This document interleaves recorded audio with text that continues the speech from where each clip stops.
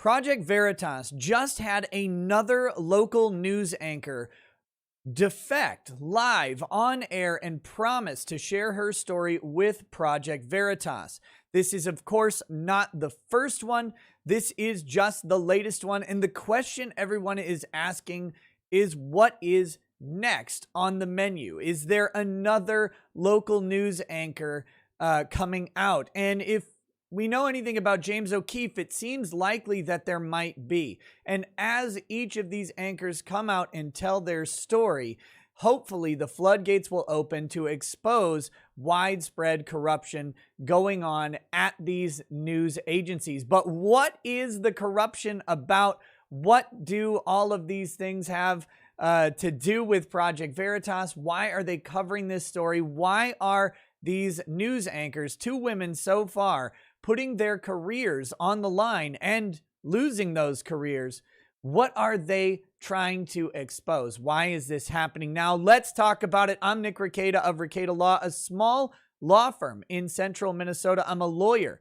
I'm also a legal and political commentator on YouTube and on Odyssey. Wherever you're watching, go ahead and hit like, hit subscribe, turn on your notifications, make sure you don't miss any videos. Okay.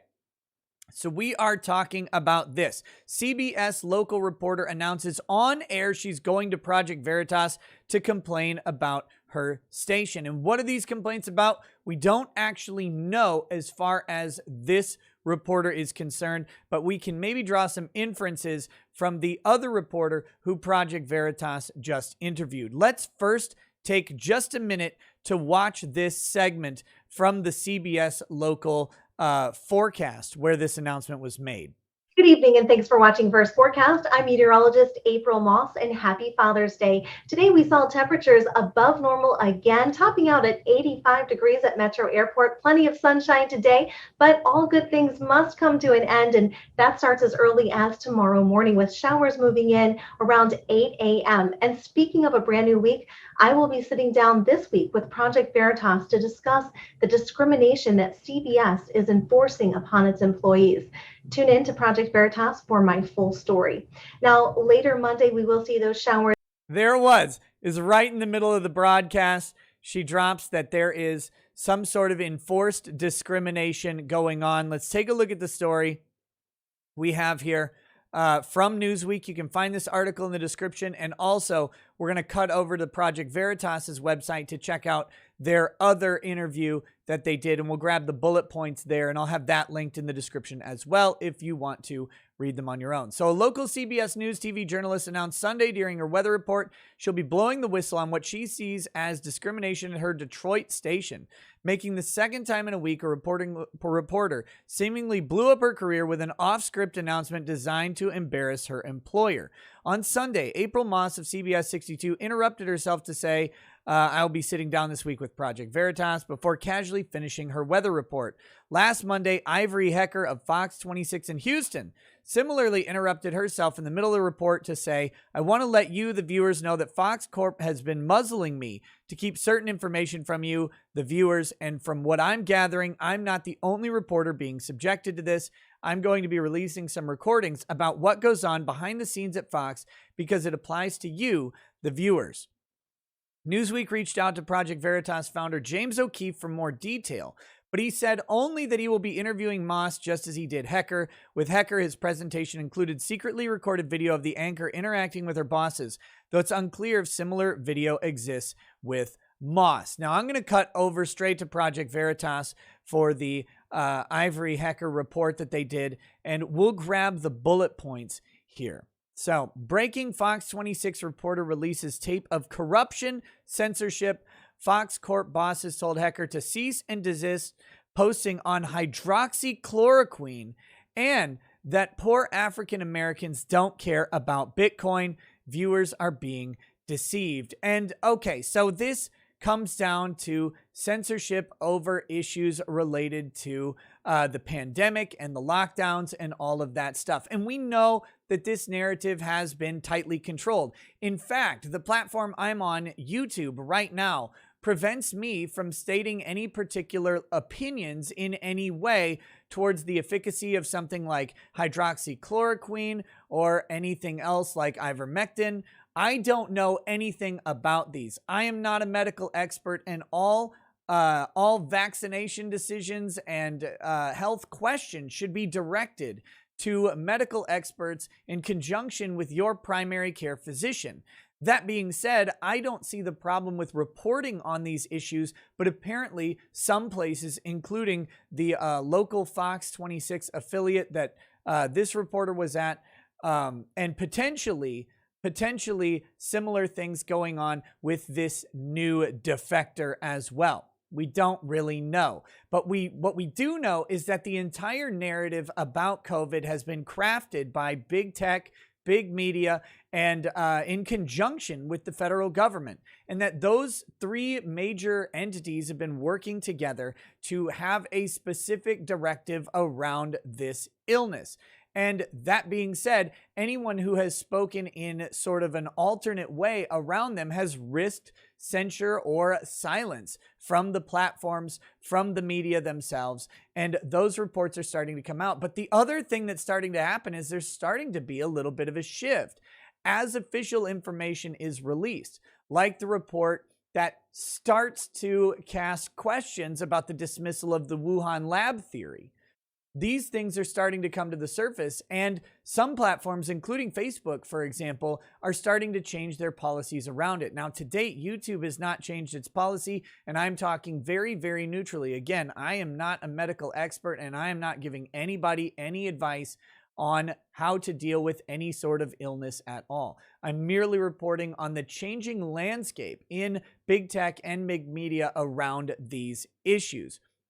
And this is the problem when you have an entire year that was a coordinated hit campaign against one man, and that was Donald Trump. An entire year of media narrative that was detailed in a Time magazine article, which you can find a video about up here in the, there's going to be a little card that pops out with a link to it. You can go ahead and click on that if you want.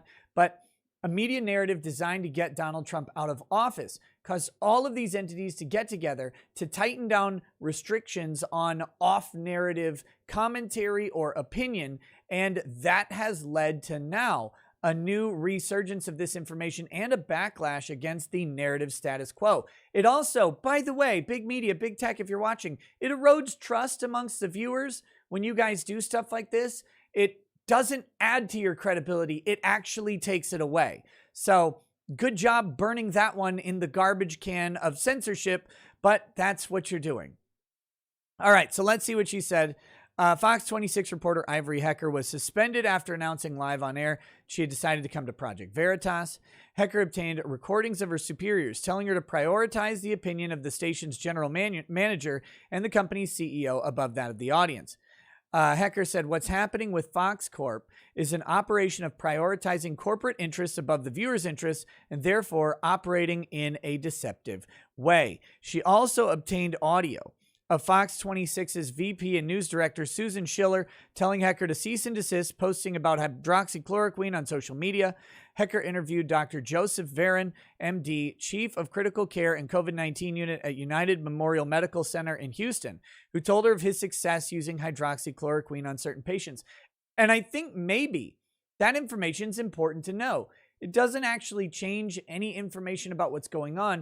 It just says this doctor is treating this in this way. And that way, if you happen to be one of the cases who gets this, maybe you could talk to your physician about using these sorts of treatments and what treatment plan you're going to go to. It's amazing that we want a less informed populace on these topics, but that's the way things are going right now. Hecker says the viewers are being deceived by a carefully crafted narrative in some stories. Things turned racial behind the scenes, according to Hecker, who recorded her superior, Lee Meyer, as they judged the newsworthiness of a story based on specific demographics. On one occasion, a Fox 26 executive said that a poor African-American audience wouldn't care about Bitcoin stories, which is amazing because, of course, they would. Bitcoin has actually been a Cinderella tale for a lot of investors, not just Bitcoin, but other cryptocurrencies as well. And I'm not giving cryptocurrency advice. Another thing, Another thing that is closely patrolled by various big media. I'm not an investment manager. I'm just a lawyer who talks on YouTube. But we have seen through things like the Bitcoin rise, the Bitcoin fueled rise of cryptocurrency, to the shorting of stocks with GameStop and AMC, and all of this drama. We've actually seen people go from middle to lower middle class all the way up to multimillionaires in a matter of days because of how some of these investment things have panned out. And that's interesting news, even if you can't afford the investment. But these were not rich, wealthy investors in all occasions. Lots of people made money by doing this. And the idea that poor black people should not be allowed the information about the stock market is one that is so inherently offensive when you really get down to it, that you should keep financial information from a particular demographic because of your perception of their ability to grasp it or to deliver it, just really doesn't have any place in modern news media, in my opinion. Again, I'm a man of information. I want people to know about what's going on in the world around them, and I don't really care who those people are. Information is information, and knowledge is power. We lived in an age briefly of information and knowledge being accessible to everyone. And that has seemingly scared some people as they're trying to roll that information back and maybe let's put this genie back in the bottle if we can. It seems to be what's going on here. And Project Veritas stands opposed to it, and they are blowing the whistle on it. So, Godspeed to James O'Keefe and Project Veritas. We'll see what they have in store for us. Why don't you drop me a comment down below and tell me what you think about all of this? I'd love to hear your thoughts. Until next time, thank you for watching. Peace. Peace.